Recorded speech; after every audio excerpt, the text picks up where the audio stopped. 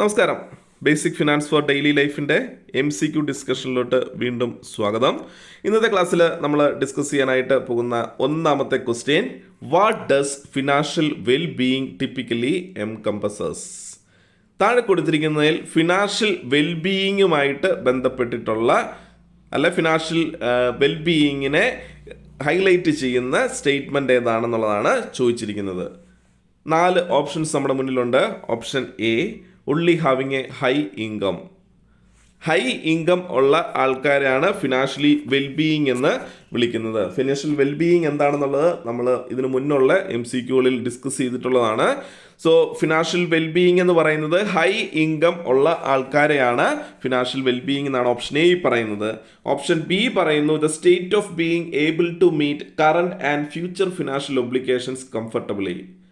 നമുക്ക് നിലവിലുള്ള നമ്മുടെ ഫിനാൻഷ്യൽ സിറ്റുവേഷനെയും ഫ്യൂച്ചറിൽ വരാൻ സാധ്യതയുള്ള ഫിനാൻഷ്യൽ സിറ്റുവേഷൻസിനെയും ഏറ്റവും ബെറ്റർ ആയിട്ട് ആരാണോ ഡീല് ചെയ്യുന്നത്, മീറ്റ് ചെയ്യുന്നത്, അവരാണ് ഫിനാൻഷ്യലി വെൽബീയിങ് എന്നാണ് ഓപ്ഷൻ ബിക്കകത്ത് പറയുന്നത്. ഓപ്ഷൻ സി പറയുന്നു അക്യുമുലേറ്റിംഗ് ഡെപ്റ്റ് വിത്തൗട്ട് കൺസിഡറിങ് റീപേയ്മെന്റ്. നമ്മുടെ ഡെപ്റ്റ് എന്താണ്? അക്യുമുലേറ്റ് ചെയ്ത് വരുന്നു, കടം കൂടി വരുന്നു, ദെൻ റീപേയ്മെന്റ് നടത്താതെ. ഓപ്ഷൻ ഡി പറയുന്നു ലീവിങ് ബിയോണ്ട് വൺസ് മീൻസ്. നമ്മൾക്ക് ആവശ്യമുള്ളതിൽ കൂടുതൽ സാധനങ്ങൾ പർച്ചേസ് ചെയ്തുകൊണ്ട് നമ്മളെന്താണ് നമ്മുടെ ജീവിതം മുന്നോട്ട് കൊണ്ടുപോകുന്നത്. അതായത് നമുക്ക് അൺനെസസറി ആയിട്ടുള്ള അൺപ്ലാൻഡ് ആയിട്ടുള്ള എക്സ്പെൻസുകളെല്ലാം നമ്മൾ പേ ചെയ്തുകൊണ്ട് നമ്മളെന്താണ് ഒരു ഡിസിപ്ലിൻ ഇല്ലാതെ മുന്നോട്ട് പോകുന്നു. അതാണ് ഫിനാൻഷ്യൽ വെൽബീയിങ് എന്ന് പറയുന്നത്. അപ്പം 4 ഓപ്ഷൻസ് നമ്മുടെ മുന്നിലുണ്ട്.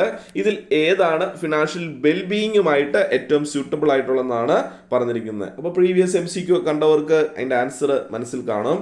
Then the right answer is option B, the state of being able to meet current and future financial obligations comfortably.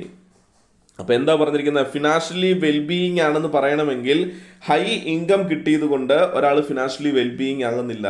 അയാൾ എങ്ങനെയാണോ ഫിനാൻഷ്യലി ഡിസിപ്ലിൻഡ് ആയിട്ട് ഫിനാൻഷ്യൽ ബിഹേവിയർ കൊണ്ടുപോകുന്നത്, കിട്ടുന്ന പൈസയിൽ നിന്ന് അയാളുടെ സ്പെൻഡിങ്ങിന് ആവശ്യമായിട്ടുള്ള നീഡ്സ്, വാണ്ട്സ്, അതുപോലെ തന്നെ ഡിസ്ക്രിഷണറി എക്സ്പെൻസുകൾ, സേവിങ്സിലോട്ടൊരു ചെറിയ പൈസ മാറ്റി വെക്കുക, ഇൻവെസ്റ്റ്മെൻറ്റിലോട്ടൊരു കുറച്ച് പൈസ മാറ്റി വെക്കുക.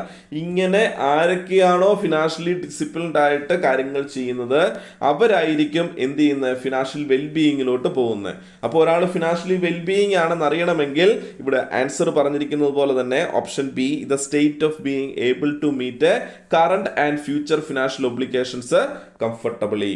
നമ്മുടെ കറണ്ട് ആയിട്ടുള്ള ഫിനാൻഷ്യൽ ഒബ്ലിഗേഷൻസ് നമുക്ക് മീറ്റ് ചെയ്യാനായിട്ട്, അതായത് ചിലപ്പോൾ ലോൺ അടയ്ക്കാനുണ്ടായിരിക്കും, PMI പേ ചെയ്യാൻ പറ്റണം, നമ്മുടെ ബില്ലുകളെല്ലാം നമുക്ക് എല്ലാ മാസത്തെയും ബില്ലുകളെല്ലാം പേ ചെയ്യാനായിട്ട് പറ്റണം, അതുപോലെ നമ്മുടെ എക്സ്പെൻസുകളെല്ലാം നമുക്ക് മീറ്റ് ചെയ്യാൻ പറ്റണം, നമുക്ക് സേവിങ്സിലും ഇൻവെസ്റ്റ്മെൻറ്റിലും പൈസ മാറ്റി വെക്കാൻ പറ്റണം, എമർജൻസി ഫണ്ട് ഉണ്ടാകണം.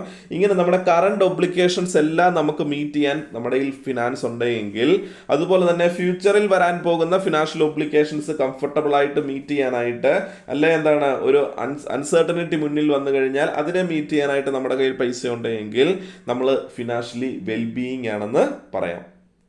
അപ്പോൾ അത് ആരാണോ ഫിനാൻഷ്യലി ഡിസിപ്ലിൻഡ് ആയിട്ട് കാര്യങ്ങൾ ചെയ്യുന്നത് അവർ മാത്രമായിരിക്കും ഫിനാൻഷ്യലി വെൽബീയിങ് ആയിട്ട് മാറുന്നത്. ഓക്കെ, അപ്പോൾ ഓപ്ഷൻ ബി ആണ് റൈറ്റ് ആൻസർ എന്ന് പറയുന്നത്. Okay, the next question, which of the following is a sign of good financial wellbeing?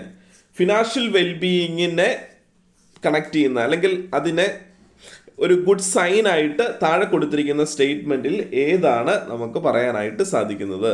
Option A പറയുന്നു struggling to pay monthly bills.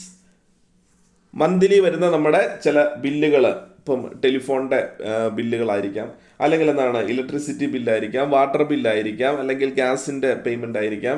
Then എന്തെങ്കിലും പേയ്മെൻറ്റുകൾ നമുക്ക് പേ ചെയ്യാൻ മാസാവസാനം നമ്മൾ സ്ട്രഗിൾ ചെയ്യുന്നുവെങ്കിൽ അതിനെയാണ് ഫിനാൻഷ്യലി വെൽബീയിങ് എന്ന് പറയുന്നത്, ഒരു ഗുഡ് സൈൻ ആയിട്ട് പറയുന്നതെന്നാണ് പറഞ്ഞിരിക്കുന്നത്. ഓപ്ഷൻ ബി പറയുന്നു having an emergency fund that covers 3 to 6 months of expense. നമ്മുടെ 3 മാസം തൊട്ട് 6 മാസം വരെയുള്ള എക്സ്പെൻസുകൾ മീറ്റ് ചെയ്യാനായിട്ട് ഉള്ള ഫണ്ട് നമ്മൾ മാറ്റി വെച്ചിട്ടുണ്ട് എങ്കിൽ, അല്ലെങ്കിൽ ഒരു എമർജൻസി ഫണ്ട് എന്ന് പറഞ്ഞ് നമ്മുടെ 3 മാസം അല്ലെ 6 മാസം നമുക്ക് ജോലി ഇല്ലാതെ നിന്നാൽ പോലും നമുക്ക് പൈസ നമ്മൾ മാറ്റി വെച്ചിട്ടുണ്ടെങ്കിൽ നമ്മുടെ എല്ലാ എക്സ്പെൻസുകളും മീറ്റ് ചെയ്യാൻ, എല്ലാ ഡ്യൂസും നമുക്ക്, എല്ലാ ബില്ലുകളും നമുക്ക് പേ ചെയ്യാനായിട്ട്, ദെൻ നമുക്ക് ഇൻവെസ്റ്റ് ചെയ്യാൻ, സേവ് ചെയ്യാനായിട്ട് അടുത്തൊരു 3 മാസത്തേക്ക് 6 മാസത്തേക്ക് എമർജൻസി ഫണ്ട് ഞാൻ കീപ്പ് ചെയ്തിട്ടുണ്ടെങ്കിൽ അത് ഫിനാൻഷ്യൽ വെൽബീയിങ്ങിന്റെ സൈൻ ആണെന്നാണ് പറയുന്നത്. ഓപ്ഷൻ സി പറയുന്നു the relying heavily on credit card for daily expense. Day to day എക്സ്പെൻസുകൾ മീറ്റ് ചെയ്യാനായിട്ട് നമ്മൾ കൂടുതലായിട്ട് ക്രെഡിറ്റ് കാർഡുകളെ ഉപയോഗിക്കുന്നു. അങ്ങനെ ഉണ്ടെങ്കിൽ അത് ഫിനാൻഷ്യൽ വെൽബീയിങ്ങിന്റെ സൈൻ ആണെന്നാണ് പറയുന്നത്. ഓപ്ഷൻ ഡി പറയുന്നതാണ് നോട്ട് സേവിങ് ഫോർ റിട്ടയർമെന്റ്. റിട്ടയർമെന്റിന് വേണ്ടി ഒന്നും സേവ് ചെയ്യാതിരിക്കുക, അങ്ങനെ സേവ് ചെയ്യാതിരുന്നാൽ അത് ഫിനാൻഷ്യൽ വെൽബീയിങ്ങിന്റെ സൈൻ ആണെന്നാണ് പറയുന്നത്. അപ്പം 4 ഓപ്ഷൻസ് ആണ് നമ്മുടെ മുന്നിലുള്ളത്. ഇതിൽ ഫിനാൻഷ്യൽ വെൽബീയിങ്ങിനെ സ്വാധീനിക്കുന്ന സൈൻ എന്താണ്, അല്ലെങ്കിൽ അതിന്റെ സിമ്പൽ എന്താണെന്നാണ് ചോദിച്ചിരിക്കുന്നത്. ഓക്കെ, അപ്പം ആൻസർ എന്ന് പറയുന്നത് വളരെ സിമ്പിൾ ആണ്. Option B, having an emergency fund that covers 3 to 6 months of expense. ഇപ്പം നിങ്ങൾ ഫിനാൻഷ്യലി വെൽബീയിങ് ആണെന്ന് ഉണ്ടെങ്കിൽ ഈ പറഞ്ഞ ഓപ്ഷനിൽ അതിനെ കണക്ട് ചെയ്യുന്ന ഏറ്റവും സ്യൂട്ടബിൾ ആയിട്ടുള്ള സൈൻ അല്ലെങ്കിൽ സിമ്പിൾ എന്ന് പറയുന്നത് എന്താണ്, നമ്മളുടെ കൈവശം അടുത്ത 3 മാസത്തേക്ക് മിനിമം അല്ലെങ്കിൽ 6 മാസം വരെയുള്ള നമ്മുടെ എക്സ്പെൻസുകൾ മീറ്റ് ചെയ്യാനായിട്ട്, നമ്മുടെ ഡിസ്ക്രിഷണറി എക്സ്പെൻസോ നമ്മുടെ പേയ്മെൻറ്റുകളോ ഒക്കെ മീറ്റ് ചെയ്യാനായിട്ടുള്ള പൈസ നമ്മളൊരു എമർജൻസി ഫണ്ടായിട്ട് സൂക്ഷിച്ചിട്ടുണ്ടെങ്കിൽ, അത് പ്രോപ്പറി ഫിനാൻഷ്യൽ എന്താണ് ഡിസിപ്ലിൻ ഉള്ള ഒരു വ്യക്തിക്ക് മാത്രമേ എമർജൻസി ഫണ്ട് കീപ്പ് ചെയ്യാനായിട്ട് സാധിക്കത്തുള്ളൂ. അങ്ങനെ ഉണ്ടെങ്കിൽ അതാണ് ഫിനാൻഷ്യൽ വെൽബീയിങ് എന്ന് വിളിക്കുന്നത്. നമ്മുടെ ജോലി നഷ്ടപ്പെട്ട് കഴിഞ്ഞാൽ, അല്ലെങ്കിൽ നമുക്കൊരു ആക്സിഡൻറ്റ് മൂലം ജോലിക്ക് പോകാൻ പറ്റാതിരുന്നാൽ, അടുത്തൊരു 3-4 മാസത്തേക്ക് നമുക്ക് സാലറി ഇല്ലാത്തൊരു സിറ്റുവേഷൻ വന്നു കഴിഞ്ഞാൽ, ആ സിറ്റുവേഷനിൽ നമുക്ക് നിലവിലുണ്ടായിക്കൊണ്ടിരുന്ന എല്ലാ പേയ്മെൻറ്റുകളും നമുക്ക് നടത്താനായിട്ട് സാധിക്കുന്നുണ്ടെങ്കിൽ, നമുക്ക് കറണ്ട് സിറ്റുവേഷൻ ഏറ്റവും സ്യൂട്ടബിൾ ആയിട്ട്, ഏറ്റവും ഫേവറബിൾ ആയിട്ട് നമുക്ക് ഫിനാൻഷ്യൽ സിറ്റുവേഷൻസ് ഡീൽ ചെയ്യാൻ പറ്റുന്നുണ്ടെങ്കിൽ, അതിനെയാണ് നമ്മൾ ഫിനാൻഷ്യൽ വെൽബീയിങ് എന്ന് വിളിച്ചിരിക്കുന്നത്. അപ്പോൾ അതിന് നമ്മൾ എന്ത് ചെയ്യണം, ഒരു 3 to 6 months എങ്കിലും ഫണ്ട് നമ്മൾ എമർജൻസി ഫണ്ടായിട്ട് മാറ്റി വെക്കാൻ പറ്റണം. അപ്പോൾ അങ്ങനെയാണെങ്കിൽ ബാക്കിയുള്ള 3 ഓപ്ഷൻസ് എന്ന് പറയുന്നത് എന്താണ്, നമ്മുടെ ഫിനാൻഷ്യൽ വെൽബീയിങ് നഷ്ടപ്പെടുന്ന സിറ്റുവേഷൻസ് ആണ്. മാസാവസാനം മന്ത്ലി ബിൽസ് പേ ചെയ്യാൻ നമ്മൾ സ്ട്രഗിൾ ചെയ്യുന്നുവെങ്കിൽ, ക്രെഡിറ്റ് കാർഡിൻ്റെ യൂസ് ചെയ്തുകൊണ്ടാണ് നമ്മൾ കൂടുതൽ പേയ്മെൻറ്റുകൾ നടത്തുന്നതെങ്കിൽ, ദെൻ അതുപോലെ തന്നെ റിട്ടയർമെൻറ്റിന് വേണ്ടി ഒന്നും സേവ് ചെയ്യാതിരിക്കുക എന്ന് പറഞ്ഞാൽ അതിൻ്റെ അർത്ഥം എന്താണ്, നമ്മൾ ഫിനാൻഷ്യലി വെൽബീയിങ് അല്ല എന്നാണ് മനസ്സിലാക്കേണ്ടത്. ഓക്കെ, നെക്സ്റ്റ് ക്വസ്റ്റിനോട്ട് പോയി കഴിഞ്ഞാൽ, what is the key factor in achieving financial wellbeing.